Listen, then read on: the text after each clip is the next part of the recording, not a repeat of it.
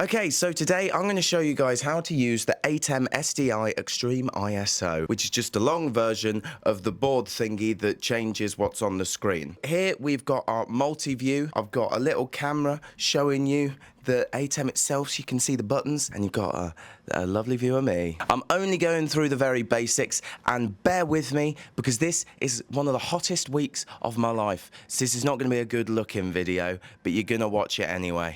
Okay, so I'm just going to take you through the very fundamental buttons. We've got these ones down here, they're your basic feeds, and then we've programmed some shortcuts which are in this bit of tape here, and then there's cut. Up here, all of this you're not going to worry about because this is just sort of the simple stuff of live production. Okay, so we have 5 cameras in our studio. If I press camera 1, you can see it goes to preview. Camera 2, that goes to preview. Camera 3, camera 4, 5, 6.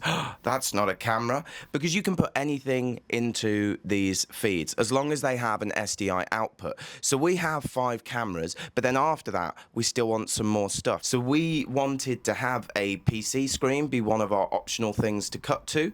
So that's what camera 6 is, and you can see that every time I press something it goes into where it says preview. Then on camera 7 we do a kind of news setup, so we have an FTP, which is how we display our VTs. Camera 7 is for the playback of those. And then finally, camera 8, we use that to review our broadcast as a whole. So we never use camera 8 during a broadcast, because if you cut to it, it's going to be cut into the playback of itself during the recording, and all things will go wrong. Once you press on a camera, it goes to preview, but it's not yet being broadcast. At the bottom of your multi-view, you have a bunch of different inputs, and those are 8 inputs that I've just shown you. Then at the top, you've got preview and program. If you think about a show that's going out live, preview is what's coming up next, but program, you're broadcasting it to the world. So whatever's on program, you need to pay attention to, because that stuff will be seen. Okay, so once I press one of our cameras, it goes to preview,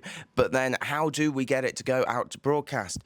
You cut to it. Once you've pressed a button, you have to remember that you then need to press cut. Otherwise, it's not showing. It is only in the preview. So that is the simple stuff of cutting, and really, we could stop there, but we're not going to. We're going to go a bit further. We have outlined here some macros that we've pre-programmed into our ATEM, and what we use them for is cutting to pre-keyed footage. I showed you how to do the keys in the upstream downstream video. So if I press number 1, what you'll see is it goes to camera 1 and it starts to key it straight away, but it also cuts to it straight away. That's the tricky thing, is that we programmed in the cut to our macro. So you might have to remember that while if you go to a normal camera like camera 4, then you need to cut to it.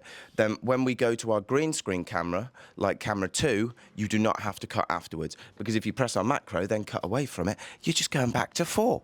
But that's just a small thing that you might need to remember. Those are the essentials. So now just some fun tidbits. Up here we have our camera controls. So they won't work for number 6 or 7 or 8 because they're not cameras, but we've linked our Blackmagic cameras to the ATEM software control app, so we can adjust our focus, gain, black level and shutter speed from here using these arrows. You select what you want to adjust over here, and then you use the arrows. So on camera 5, you can see as I press the focus arrows, it moves further and back. It's useful stuff. It's what fun. And finally, just for a bit of fun, these things on the right, they are pre-made transitions. So you just select which one you want, and if you don't want to do a normal cut, then you select whichever one you want and you press auto.